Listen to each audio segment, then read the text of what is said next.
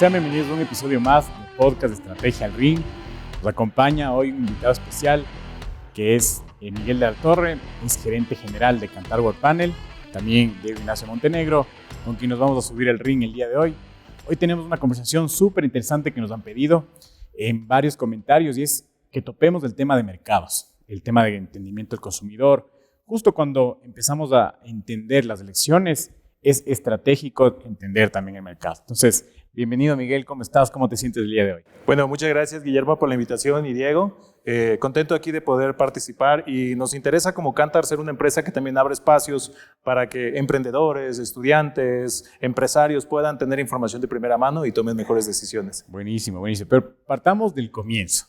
¿Qué es un panel de hogares? ¿Qué es Kantar World Panel? Un poco danos del contexto de la empresa. Sabemos que es una multinacional, ¿no es cierto? Dinos en cuántos países está y un poco cuál es su misión, hacia dónde apunta. Perfecto. Bueno, vamos desde las bases. Kantar es la empresa líder a nivel mundial en conocimiento del consumidor. Tenemos presencia a nivel global en todo lado. Me tardaría mucho diciendo todos los países, más bien presencia global.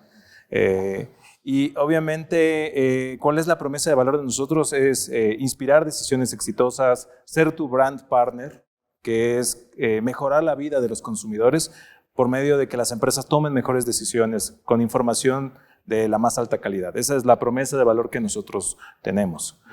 Tú mencionas el tema del panel de hogares, que finalmente es una metodología para poder recabar información, no es la única, pero tiene sus fortalezas, y entre las fortalezas que tiene un panel, ya las voy a explicar, pero primero, ¿qué es un panel como tal? Es una muestra continua en el tiempo, ¿vale? En un mundo ideal, un panel nunca rota, pero la gente se aburre, la gente cambia sus condiciones sociales. Sus comportamientos también, me imagino. Sí, pero más bien el comportamiento es lo que enriquece un panel. Sino lo que ocurre es que cuando un hogar, por ejemplo, deja de ser de estrato bajo a estrato medio, te estoy hablando de un caso, entonces obviamente ya deja de ser representativo para esa población y tienes que ajustarlo o cambiarlo o sacarlo, porque finalmente ya no representa a esa población que representaba en su inicio. Pero literalmente un panel es una muestra continua que está representada geográficamente y demográficamente, es decir, habla de niveles socioeconómicos, de alguna región, de algún tipo de edad, etcétera. Y lo vas midiendo durante el tiempo. Es una metodología que es costosa, porque finalmente mantener un panel durante el tiempo es caro. Hoy tú tienes diferentes tipos de metodologías. Puedes también tener estudios que los haces virtuales, que son de muy bajo costo, pero el problema es la representatividad, porque finalmente... La muestra, ¿no? Sí, más que la muestra es los tipos de respuestas. Por ejemplo, te voy a poner un ejemplo. Yo sé lo que estos hogares compran todas las semanas, porque todas las semanas estamos yendo a esta muestra continua a ver lo que los ecuatorianos compran. Y piden los envases, ¿no? Y pedimos los envases. Ya voy a eso. Gracias por eso, porque me estaba olvidando. Eso es parte ya de la dinámica. Ya es muy bonito. No, es la dinámica, ya te mandó ahí un jab. Ya me mandé un jab, sí, correcto. No, pero ya voy a mencionar eso. Pero entonces, por ejemplo, tú haces un estudio virtual, por darte un ejemplo. Entonces dices, quiero entender la gente que compra gaseosas. Entonces resulta que la gente por aplicar y por ganarse un premio dice, sí, yo compro gaseosas. Y bueno, compras mucho, claro. ¿Te podrías definir como un heavy comprador de gaseosas? Me defino como un heavy. ¿Solo por el premio o solo porque no entiendo tampoco qué es heavy? ¿No? Entonces finalmente entro y te doy respuestas de lo que sea. Entonces ahí viene el sesgo. Finalmente, claro, al final la información no es la correcta, ¿no? Correcto. Hay una diferencia entre la compra real y lo que la gente declara. No con esto desmerezco que los declarados también son poderosos para cierto tipo de investigaciones, pero cuando tú quieres saber cifras y cambios de comportamiento, es mejor un panel porque efectivamente la gente se mantiene en el tiempo. Ahora, lo que menciona Guillo es algo súper interesante. ¿Cómo funciona el tema de la colecta? Nosotros tenemos en Ecuador actualmente un panel de 1,700 hogares que representan el 91% de la población urbana de Ecuador. Desde julio de este año, les lanzo una cuña, vamos a tener el panel continuo más grande del Ecuador. Vamos a lanzar nuestro panel extendido de 3,000 hogares. Y eso nos tiene con mucho orgullo porque el Ecuador nunca ha tenido herramientas de este nivel. Entonces, una de las promesas que tuve cuando volví al país era que Ecuador tenga las mismas fuentes de información que el resto del mundo, que eso es algo que nos falta acá. Importantísimo, ¿no?, para la competitividad del país. Por supuesto, porque finalmente no puedes tomar buenas decisiones si no tienes buena data. Entonces, ya hablándoles de la dinámica, ahorita 1,700, desde julio 3,000. ¿Qué es lo que hacemos? todas las semanas vamos levantando lo que estos hogares compran, ¿no? Entonces tenemos el método físico, que es una encuestadora yendo a los hogares, sobre todo amas de casa de más de 50 años, amas de casa seniors, por decirlo así, les cuesta la tecnología. Entonces una ama de casa se facilita cuando viene una encuestadora y te pregunta, ¿no? Y hasta le hace compañía. A otra ama de casa millennial o generación Z, que finalmente son más digitales. Entonces ahí tenemos el panel autoadministrado por medio del celular. Y eso obviamente en cambio no colecta semanalmente, sino colecta diariamente la información. Entonces, básicamente la ama de casa guarda las facturas, guarda los empaques y nos va registrando. Entonces nos pasa información de su factura, nos pasa información del código de barras y eso nos permite a nosotros saber quién, cómo, dónde, cuánto y cuándo pagó XY producto. Entonces ahí quitas el sesgo, ¿no es cierto? Y esto es increíble porque tú dices, y una vez leí con Martin Lindstrom, que tenemos en este tema de neurociencias, ¿no es cierto?, neuromarketing, que tienes una parte en el cerebro que es la amígdala. Y esa determina si es que dices cosas o no por vergüenza, ¿no? Y por eso es tan divorciado lo que dices de lo que haces. Muchas veces, no siempre.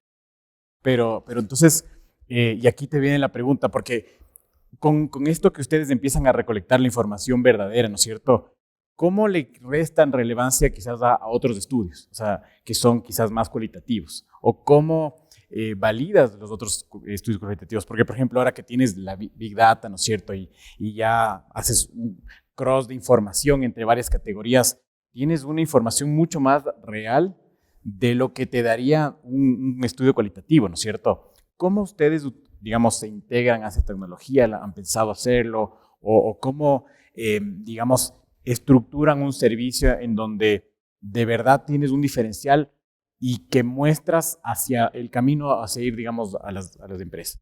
Bueno, es una buena pregunta porque finalmente, y esto es algo que se habla mucho en investigación de mercados, es un básico, no es necesariamente sustitutiva a una metodología, pueden ser complementarias, porque también si tú tienes un dato cuantitativo, pero no tienes el quali por detrás que te diga los porqués, puede ser un dato muerto y obviamente ya no es tan útil.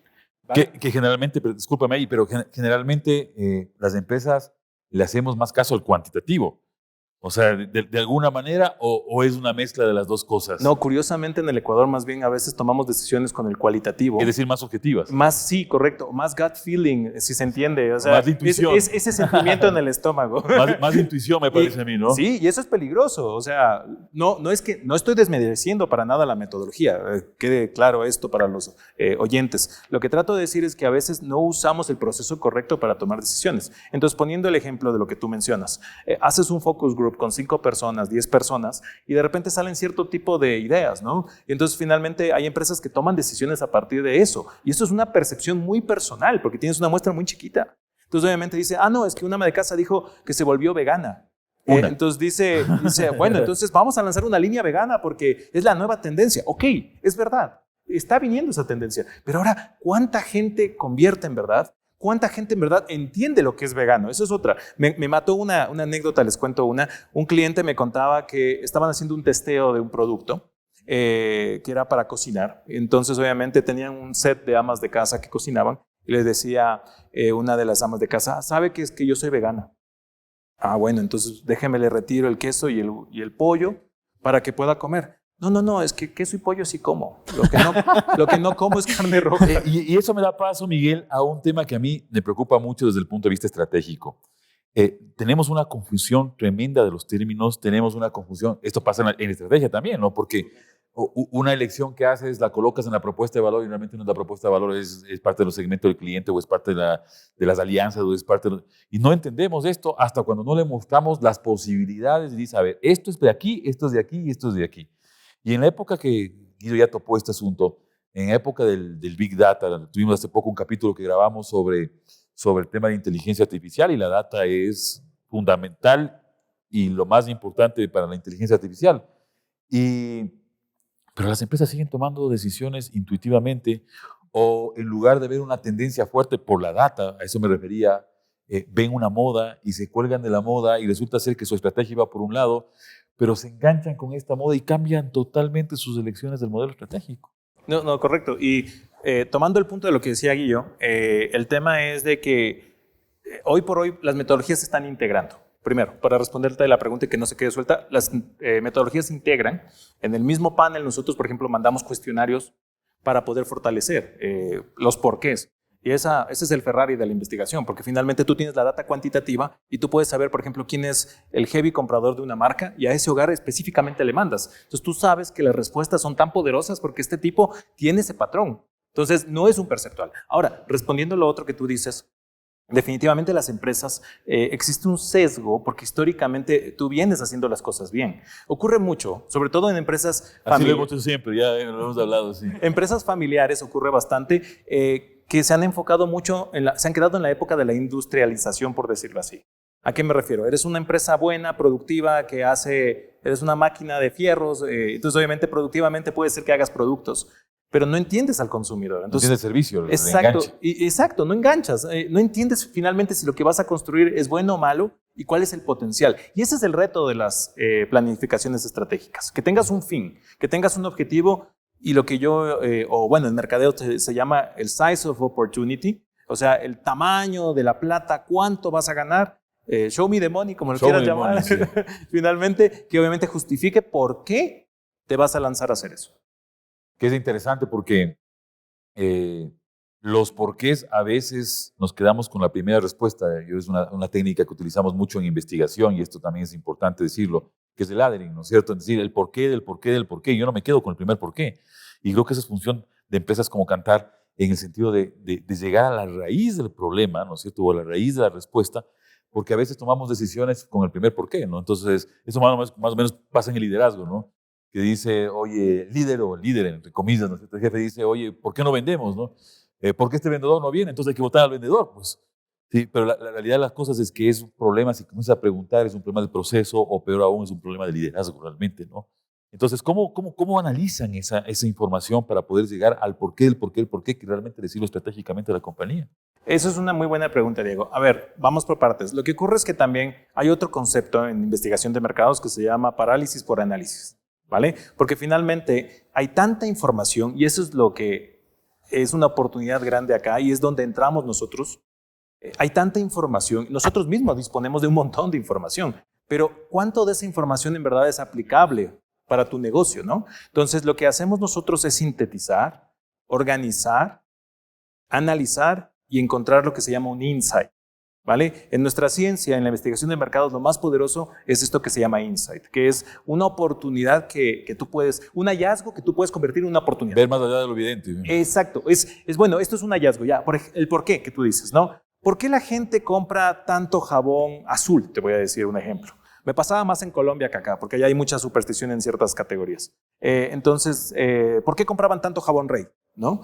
¿Por qué es el heavy comprador de jabón en barra azul el que más gasta en Rey? Y es porque históricamente se creía que Rey era un jabón que podía eliminar los malos espíritus, hacía limpias, curaba heridas.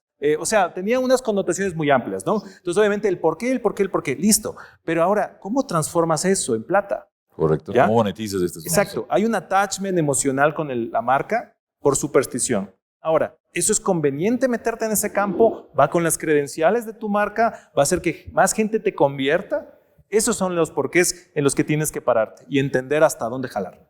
Interesante, porque aquí juega mucho, ¿no? A veces queremos entender al ser humano solamente desde un punto de vista racional. Voy a meterme con el consumidor, que es una de las principales elecciones que hacemos en los modelos estratégicos, o con las tribus de consumidores. A mí me gusta más ese término, pero a veces pensamos que todo es lógico, ¿no? Y que las respuestas de los clientes en un panel o en una encuesta son extremadamente lógicas y que es la última respuesta. Y al final entendemos al ser humano como una mezcla también de creencias, de emociones, de aspectos que muchas veces no se considera porque no son cuantitativos exclusivamente, sino son cualitativos. ¿Cómo eliminar esos sesgos? ¿Cómo eliminas esos sesgos o cómo eliminas el sesgo de que el cliente te mienta, ¿no? Yo sé que en los paneles es más difícil porque ya les vas viendo permanentemente y vas eliminando el sesgo posiblemente, pero en general porque a veces, y conversábamos con esto con Guido y decíamos, a veces las investigaciones de mercado nos dicen lo que ya sabemos, ¿no? Entonces, ¿cómo así? ¿Cómo eliminamos los sesgos, no es cierto? Entonces, y de repente algún funcionario genio de algún lado dice, ¿no es cierto? Oye, eliminemos la investigación, de este asunto, y es a veces porque no obtienen los datos que quieren obtener o no ven más allá de lo evidente. Bueno, hay un par de cosas importantes. Tú has mencionado algo. Las investigaciones nos cuentan algo que ya sabemos. Yo creo que hay una parte de corresponsabilidad con las empresas. Porque, ¿qué ocurre? Y nosotros le decimos a nuestros clientes, y nuestros clientes lo tienen súper claro, nosotros somos tu partner estratégico, somos tu aliado para desarrollar marcas. Mientras más data tú me des, mientras más información tú vos me cuentes o me transparentes tu estrategia, yo te puedo devolver con mejores insights. Pero entonces, culturalmente acá en el país tenemos un problema, y es que somos muy desconfiados en general. Entonces, obviamente, claro, no nos interesa. sí. No nos interesa. Y ese es otro insight, ¿no? Es otro insight, claro, porque te toca estar haciendo como doctor prescriptivo, así como, a ver, te duele la muela, pero tu producción no está bien, o sea, pero ¿cómo te amaneciste hoy? ¿Y qué pasó con la inseguridad? ¿Y cómo tu marca está siendo percibida? ¿Qué has sentido? O sea, te toca indagar, ¿no? Con cuchara sacar información. Obviamente, nosotros, al ser una empresa multinacional, tenemos unas credenciales que nos habilitan para que las empresas nos cuenten sus estrategias, y son acuerdos de confidencialidad importantes. Pero el problema, como te digo, es un concepto común de desconfianza. Hay empresas también de boutique que se llaman, donde tal vez yo no soltaría mi estrategia a menos de que tenga un acuerdo de confidencialidad poderoso. Pero coincido contigo, o sea, el problema radica en que si es que vos no tienes un buen brief, vas a entregar una investigación que ya de pronto salga. Y aquí te tengo una pregunta porque, por ejemplo, ya existen herramientas como Smart Steps de Movistar, ¿no es cierto? Donde ya tienes 12,000 variables. No sé cuántos levantan ustedes, pero me imagino que menos que 12,000. Y si ya tienes ahora problemas, ¿no es cierto?, para que entiendan, para que usen esa información en la estrategia, ¿cómo, o sea, qué acciones han tomado ustedes para educar a sus clientes, para que entiendan, ¿no es cierto?, cómo usar esta data exactamente y utilizarla en la estrategia? Bueno, todo va del macro al micro. Finalmente, y eso es un tema también de storytelling, tú cuando vas a arrancar un mercado nuevo, obviamente comienzas primero analizando los grandes hallazgos y luego vas bajando y vas embudando para que obviamente haga sentido con eso. Porque puede haber un cliente, te voy a dar un ejemplo. Resulta que, y esto es un ejemplo real, la categoría de alimento para mascotas tiene una mayor concentración, por ejemplo, en la ciudad de Quito para perros y para gatos en Guayaquil, ¿vale? Entonces, puede ser que un cliente de repente está basado en Guayaquil y dice, oye, yo quiero lanzar alimento para mascotas, pero tu heavy comprador está en Quito. Entonces, obviamente, es muy probable que tengas que buscar un buen distribuidor en Quito para poder vender la categoría. Pero él dice, no tengo las capabilities, olvídate de eso, me tengo que enfocar solo en Guayaquil. Perfecto, entonces elimino y me enfoco en donde sí puedo tener las capabilities. Porque una cosa es de que haya una oportunidad y otra cosa es de que el cliente lo pueda hacer. Eso es lo que yo llamo sweet spot. Entre lo que la investigación te arroja y lo que el cliente puede hacer y dónde machean, por decirlo así. Entonces, ese es el truco, ir analizando. Y las 4 P's de marketing son poderosas: producto, precio, plaza y promoción, finalmente. Es un modelo que todo el mundo entiende, es algo que es sencillo de transparentar, y en nuestra industria lo más difícil es ser didácticos, porque nadie toma una recomendación si no entiende el análisis. Y funcionan las 4 P. A ver, nosotros somos críticos de las 4 P's del marketing y por eso no nos subimos, por eso estamos en un ring. Sí, pero yo lo entiendo que está explicándolo desde el punto de vista de la simplicidad, que esto todo el mundo lo entiende, ¿no es cierto? Pero ya en la práctica, en el Condumio, hay mucho más cosas que las 4 P's del marketing, imagino yo. No, por supuesto. Lo que digo es, a ver, y es una realidad que me he enfocado acá. Yo he tenido la oportunidad de trabajar en Kantar, en diferentes países de Kantar. Obviamente, cuando trabajas en Reino Unido, el cliente está mucho más avanzado en panel, entonces ni siquiera necesita a veces la intermisión de alguien de nuestra empresa que le ayude a entender la data. Ellos mismos cogen la información y analizan y sacan insights. Pero en Ecuador, en cambio, tenemos otro tipo de cultura. Nos gusta que nos den maciadito, que me ayudes a entender de una forma más didáctica, y no es nada de malo, o sea, simplemente es el ciclo de vida de la investigación. Entonces, obviamente, como estábamos acostumbrados a hacer cosas mucho por el sentimiento, el feeling de que nos funcione, o la experiencia que hemos tenido en el pasado, lo que ya estábamos hablando un poco al inicio, entonces es un proceso que cada vez se está abriendo más. Pero obviamente hay países que están más evolucionados porque han tenido la metodología más tiempo. Entonces, lo que yo trato de decir con esto, y coincido contigo, es de que hay más oportunidades, pero tú tienes que ir paso a paso. ¿Me explico? No puedes de una enseñarle a alguien a correr si no ha aprendido a caminar. Y aquí Miguel me acaba de dar chance de entrar al ring así, pero topando la mano porque es interesante. Hágale. A ver, estamos hablando, ¿no es cierto?, de posiblemente Philip Kotler habló de las 4 P's de marketing en los años, no sé, 70s, 80s o antes, una cosa de estas.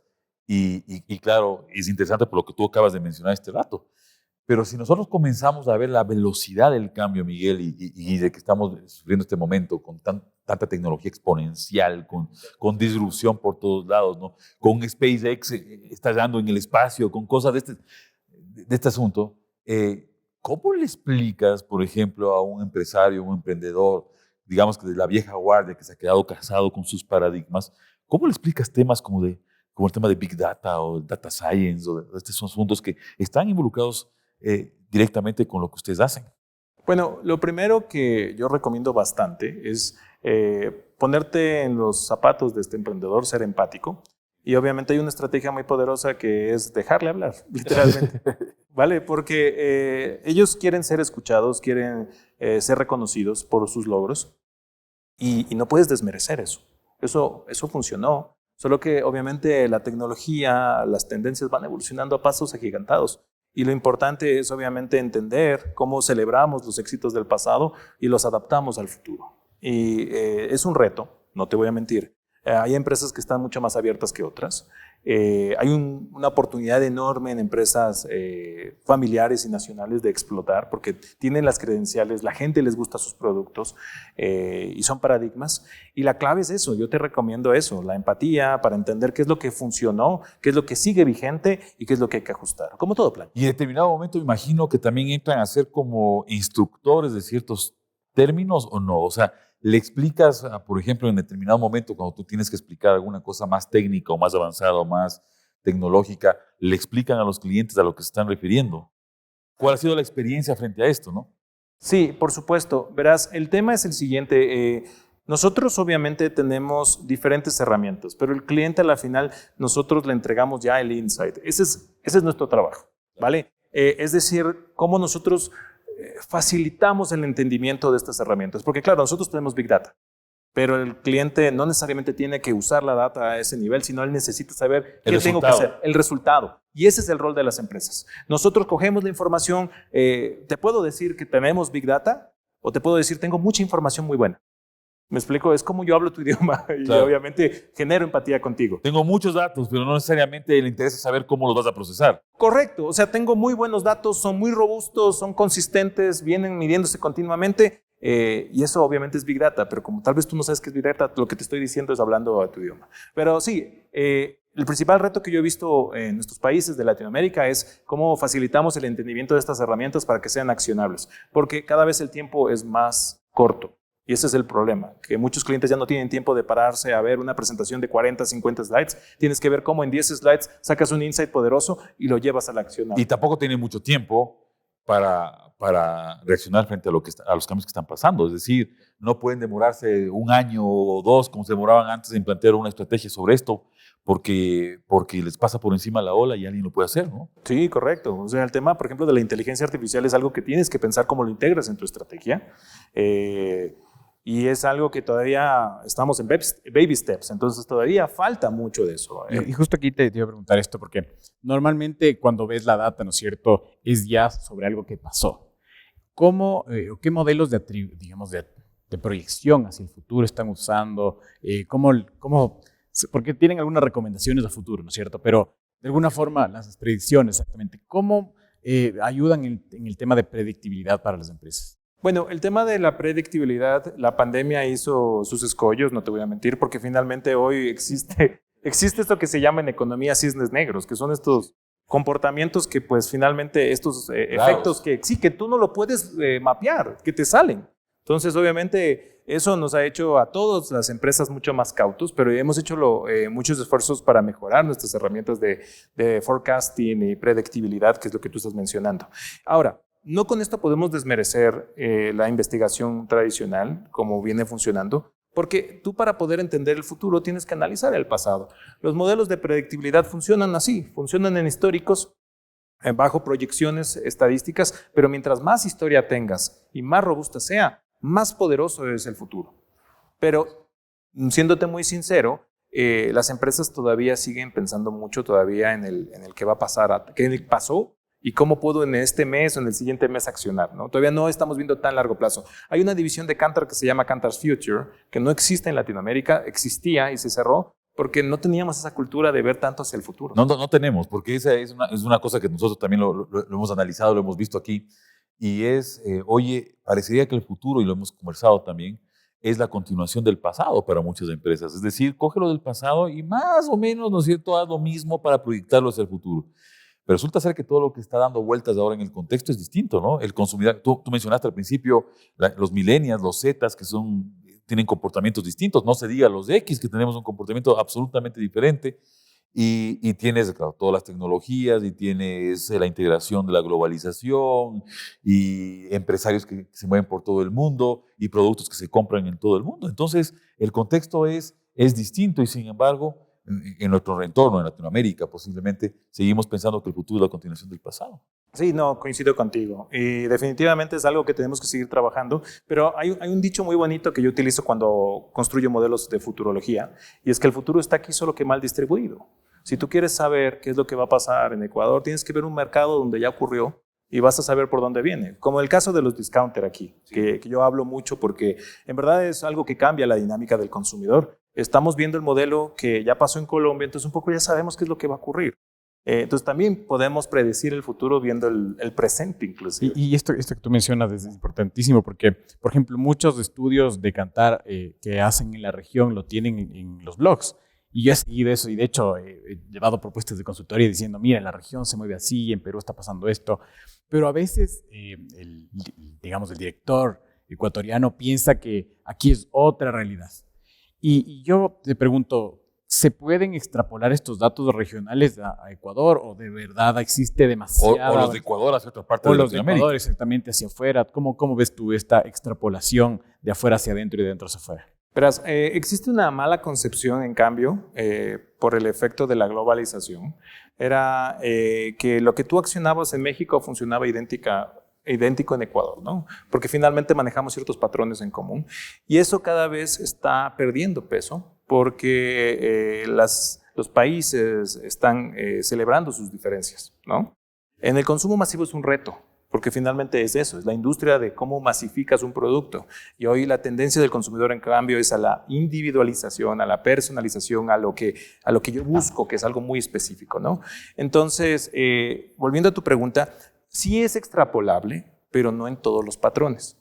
Porque finalmente, mientras un consumidor peruano, por decirte, no consume tanta leche líquida, la dinámica de los andinos sin Perú es un fuerte consumo de leche y pan.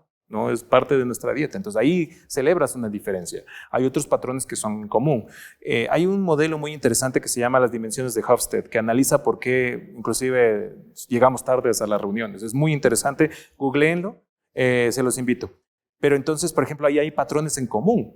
Entonces eso sí debes analizar. ¿Qué es un patrón en común ya intrínseco culturalmente? ¿Y cuáles son las diferencias por la coyuntura, por el mercado, por el clima, por los hábitos ya de inicio? Y ahí es donde obviamente comienzas a dividir. Entonces, si tú vas a hacer eso al principio con tus consultorías, es un dato robusto que te sirve. El punto es el siguiente paso es cómo comienzas a encontrar las diferencias entre eso.